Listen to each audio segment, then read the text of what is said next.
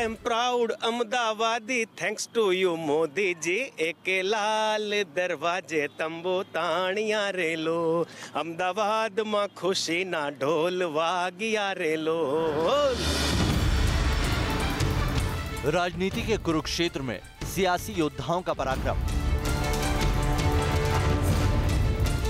एक से बढ़कर एक तरकश से निकले जुबानी की।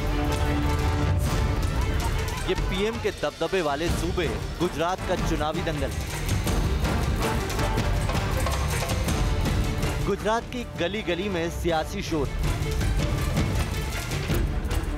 गुजरात के सिंहासन पर कौन काबिज होगा, इसका फैसला तो आवाम के हाथों में है, लेकिन रण के केंद्र में एक ऐसा हिस्सा भी है जिसका वजूद आध्यात्म से जुड़ा है। जंग आजादी के सबसे बड़े नायक से जुड़ा है। गुजरात के बड़े शहरों में शुमार भारत की पहली वर्ल्ड हेरिटेज सिटी यह है अहमदाबाद।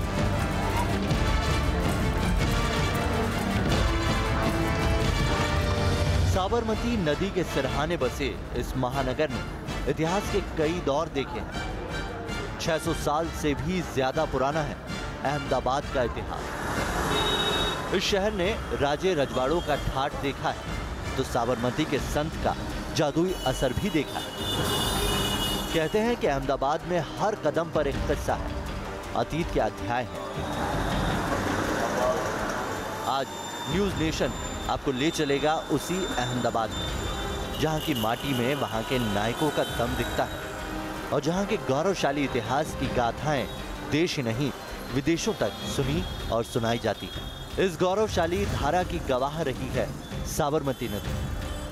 अहमदाबाद में साबरमती रिवर फ्रंट अपनी खूबसूरती और सफाई के लिए मशहूर है। साबरमती के तट पर बसा अहमदाबाद एक ऐसा शहर जिसका इतिहास, जिसका आज का वर्तमान उतना ही गौरवशाली है या उतना ही गर्मजोशी से लोगों को अपने साथ जोड़ता है जिस तरह से गुजरात के लोग या यूं कहें कि अहमदाबाद के लोग आपको अपने साथ ले चलते हैं। दरअसल आज हम खड़े हैं साबरमती के किनारे इस रिवर फ्रंट पर। इसे आप प्रधानमंत्री नरेंद्र मोदी की देन कह सकते हैं, क्योंकि जब वो गुजरात के मुख्यमंत्री थे उस वक्त उन्होंने इसकी परिकल्पना की और आज यहाँ पर आप साबरमती को लबालब पानी से भरा देख रहे हैं। और ये पूरा रिवर फ्रंट बनाया गया है जो कि एक काफ़ी लंबा, आप जा सकते हैं, लंबा विशाल है, कम से कम 4-5 किलोमीटर यहाँ पर है। आप यहाँ जाएं, लोग यहाँ पर भ्रमण के लिए निकलते हैं, मिलने के लिए निकलते हैं। अहमदाबाद शहर अचानक से सांस लेने लगा है। देश दुनिया में गुजरात की नई पहचान बन गई। आज यहाँ लोगों का जमघट लगता है तो यहाँ के किनारे पर कूटनीति का ऐसा मंच सजा कि दुनिया देखते रह गई। जिंदगी ये छोटी है पूरी वसूल कर, दुनिया की छोड़कर खुद की फिक्र, जरा से भी बुद्धि बाकी रही हो अगर, ये सलाह मान मेरी कुछ सोचे बगैर कि ऐश तो कर यार, ऐश तो कर, दुनिया जाए तेल लेने ऐश तो कर। हाँ, ये ऐश करने वाला सिटी है। I am Devang Patel here with you. तो देखा आपने, ये है गर्मजोशी अहमदाबाद की। देवन जी, आपने इस शहर को और इस गुजरात की राजनीति को न जाने किस किस अध्याय में कवर किया है, लेकिन जब अहमदाबाद, आप जब भी यहाँ से बाहर निकलते हैं और वापस आते हैं, आपकी अपनी मिट्टी की खुशबू तो है, लेकिन इस शहर आपसे क्या कहता है? वेल, आपने सही कहा। यहाँ आके एक एहसास, एक फीलिंग एक होती है, एक ताज़ापन यहाँ मिलता है रिवर फ्रंट पर। जब यहाँ मैं आपके साथ खड़ा हूँ तो कुछ 5 लोग मेरे जहन में आते हैं। सबसे पहले ऋषि दधीची करके एक ऋषि थे। इसी साबरमती के तट पे उनका आश्रम था और राक्षसों का नाश करने के लिए उन्होंने खुद अपनी हड्डियाँ दे दी थी। तो ये संस्कार, ये कल्चर अहमदाबाद का है, औरों के लिए जीना। जी। दूसरा बात करूँ तो उससे कुछ 1000 साल बाद यहाँ अहमद शाह बादशाह आए, आज से ठीक 606 साल पहले। जी। वो इसी जगह जहाँ आप और मैं खड़े हैं शिकार करने अपने कुत्ते के साथ जाते थे और उन्होंने देखा कि कुछ खरगोश है जो उनके कुत्ते को भी पीछे भगा रहे थे। तब उनको कुत्तों को दौड़ा रहे थे। तो उनको ख्याल आया, यहाँ गुजराती में कहावत भी है कि जब कुत्ते पे सस्सा आया, सस्सा यानी खरगोश, तब बादशाह ने शहर बसाया। क्या बात? उसको लगा इतना खरगोश भी इतने जोरदार है यहाँ के, तो इंसान अगर मैं बसाऊं तो यहाँ के कितने कैसे लोग जबरदस्त बहादुर होंगे। मतलब ये तो बड़े जिगर की बात है। जिगर। उसके बाद मैं आपको बताऊं कि अहमद शाह बादशाह के 500 साल बाद और आज से ठीक 100 साल पहले यहाँ मोहनदास करमचंद गांधी नाम का एक बनिया आया, अफ्रीका से यहाँ अहमदाबाद आया और अहमदाबाद को उसने दुनिया के नक्शे पे रख दिया। वो इतिहास बताने की ज़रूरत नहीं है महात्मा गांधी का। इसी जगह कुछ किलोमीटर आगे उनका आश्रम है, नदी किनारे, साबरमती के किनारे, साबरमती के तट पे। उसके बाद आते हैं नरेंद्र मोदी। तो आज गांधी के बाद नरेंद्र मोदी, ये दरअसल अहमदाबाद की पहचान एक तरह से हो पहचान है। जैसे आपने कहा अहमद शाह का शहर, तो अहमद शाह का शहर अब मोदी शाह का शहर बन गया है। और जो रिवर फ्रंट आप देख रहे हैं, नरेंद्र मोदी का सपना था जब वो मुख्यमंत्री थे, तब उन्होंने एक कॉन्सेप्ट दिया और बनाया भी। एक बेहतरीन नमूना कह सकता है कि अर्बन प्लानिंग किस तरह हो सकता है। और पांचवा बात करूँ तो अजय कुमार, जिनके साथ मैं आज यहाँ खड़ा हूँ। क्या बात करते थे भाई, जाहिर सी बात है ये आत्मीयता का शहर है। लेकिन उमंग जी, जब आपने अपना गाना भी अभी डेडिकेट किया अहमदाबाद शहर को और यहाँ की ज़िंदगी, एक ऐसी चीज़ जो यहाँ के लोगों की आपको छू जाती है और कहती है कि हाँ भाई, सारी दुनिया एक तरफ लेकिन अहमदाबाद एक तरफ, वही है जो ऐश करना जानते हैं ना। मैंने इसीलिए बोला जलसा वर्ड है गुजराती में, ऐश। तो हम लोग शोज़ के लिए भी पूरी दुनिया घूमते हैं गाने लेकर, और वहीं पे गुजराती लोग और अहमदाबादी लोग मिल जाते हैं। पर वो वहाँ भी यहाँ की स्टाइल का जीते हैं कि सुबह उनको फाफड़ा चाहिए, सुबह उनको गांठिया चाहिए, रास्ते में वहाँ भी 5 साल से यूएसए में रहते हैं पर खाने में थेपला चाहिए। तो वो सब जो खाने की खासियत है, और खाने के साथ साथ जो चैटिंग करने का। इन दिनों गुजरात में चुनावी सरगर्मी तेज है, हर ओर चुनाव की चर्चा है और इसमें खास है चाय की प्याली। आखिर क्यों गुजरात और चाय का ताना बाना हर जुबान पर रहता है, ये जानने के लिए हमने रुख किया उन गलियों का जहां की चाय, चुस्की और उस पर होने वाली चर्चा गुजराती संस्कृति का हिस्सा है। अभी हम चर्चा कर रहे थे कि अहमदाबाद में दरअसल हम जगह बना लेते हैं और अहमदाबाद के लोग खुद ही जगह बना लेते हैं। आप ज़रा सोचिए, ये चाय पीने की जगह है, यहाँ मज़ार भी है और यहीं बैठकर लोग चाय पीते हैं, बातें होती हैं तरह तरह की, और उसके साथ साथ आत्मीयता भी बढ़ती है। यानी जो नहीं है वो भी हैं, जो है वो भी हैं। इससे बेहतर और क्या हो सकता है। इस चाय की दुकान की खासियत ये है कि यहाँ एम.एफ. हुसैन साहब भी आया करते थे और उन्होंने यहाँ पर अपनी यादगार छोड़ने के लिए अपनी पेंटिंग्स तक यहाँ पर दान की, जिसका आप स्वरूप यहाँ पर देख रहे हैं। ज़ाहिर सी बात है ये पेंटिंग अपने आप में न जाने कितनी कीमती होगी, लेकिन इस जगह की खासियत आपको बताती है कि ये अपने आप में कितना मशहूर जगह है। और उसके साथ साथ सबसे बड़ी बात ये है कि यहाँ लोग कितने आत्मीय हैं। अगर एम.एफ. हुसैन जैसा बड़ा महान नामचीन पेंटर यहाँ इस चाय की दुकान पर आकर चाय पीता था, लोगों के साथ बैठकर बातचीत करता था, तो वो उनके व्यक्तित्व को कम नहीं करता था, बल्कि उनके व्यक्तित्व में 4 चांद लगाता था। आइए जरा चाय पर चर्चा एक बार यहाँ करते हैं। दीवन जी और रिजवान जी हमारे साथ मौजूद हैं। इस रेस्टोरेंट में जैसा अभी हम बात कर रहे थे, ऐसा लग रहा है जैसे कि हमारा पास्ट, हमारा अतीत और हमारा वर्तमान, या यूँ कहें कि हमारा भविष्य भी एक साथ है। ये अहमदाबाद में कैसे संभव हो जाता है? ये it represents the real culture of Ahmedabad. एक तरह से आप देखें, हम जहाँ बैठे एक हिसाब से कायदे से कब्रिस्तान ही है, पर वहाँ चाय का इतना बड़ा नामचीन अड्डा है कि जहाँ एम.एफ. हुसैन जैसे लोग आते थे। यहाँ बगल में ही पुराने न्यूज़पेपर से गुजरात समाचार जैसे, तो आपके मेरे जैसे पत्रकार भी आते हैं। नरेंद्र मोदी भी एक ज़माने में आते थे। बीजेपी की जो स्टेट ऑफिस है यहाँ बगल में ही है।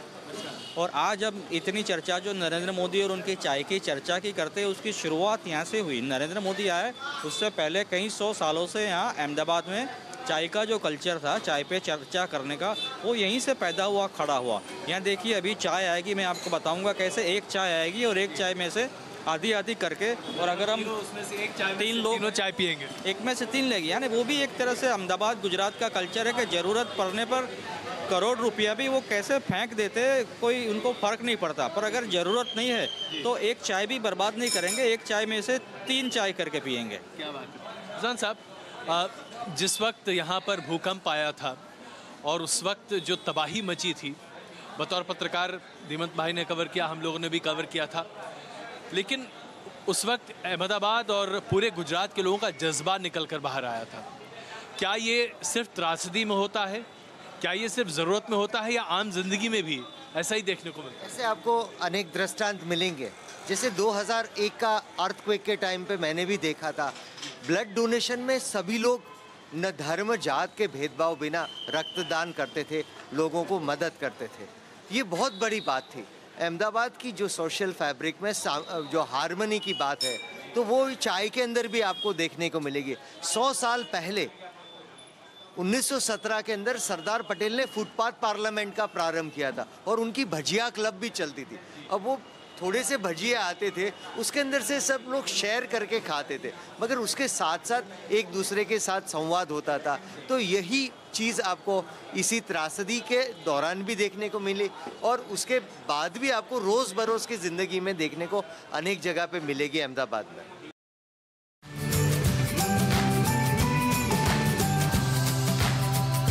गुजरात की संस्कृति का रंग जितना गहरा है उतना ही गौरवशाली है अहमदाबाद का इतिहास। इतिहास की बुनियाद पर बसा अहमदाबाद वैसे तो ट्विन सिटी कहा जाता है, लेकिन अहमदाबाद में ही एक और अहमदाबाद बसता है जिसे ओल्ड अहमदाबाद कहा जाता है।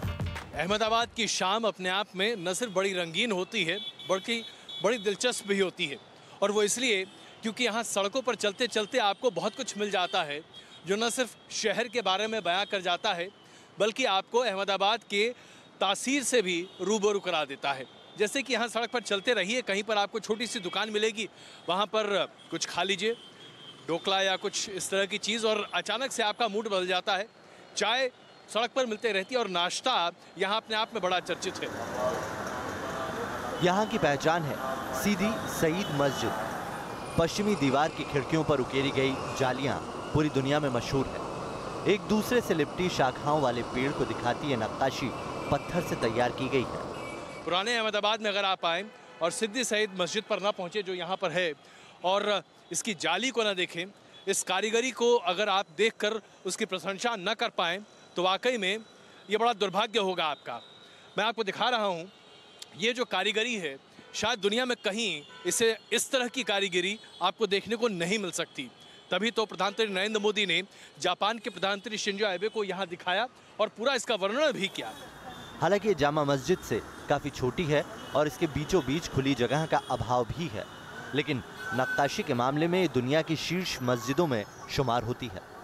इस मस्जिद का नाम सीदी सईद क्यों पड़ा, इसका भी दिलचस्प इतिहास है। सीदी सईद यमन से आए थे। इस मस्जिद का निर्माण साल 1573 में हुआ था और ये मुगल काल में अहमदाबाद में बनी सबसे बड़ी मस्जिदों में से एक है।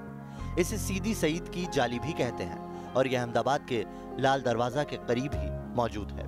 ये अहमदाबाद की एक अलग ही शान है। ये लैंडमार्क अहमदाबाद का आज से नहीं है।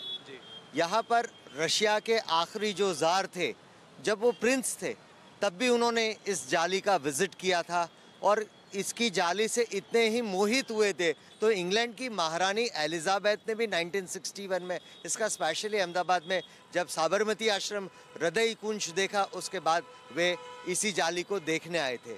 और इंडियन इंस्टीट्यूट ऑफ मैनेजमेंट, वो अहमदाबाद की एक पहचान है, उसके लोगों में भी इसी जाली को रखा गया है। अच्छा, ये बताइए, जो कारीगरी है जब आप देखें तो ऐसा लगता है जैसे कि पेड़ है और पेड़ की पूरी पत्तियां हैं और सारी बारीक चीज़ें एकदम दिखाई देती हैं।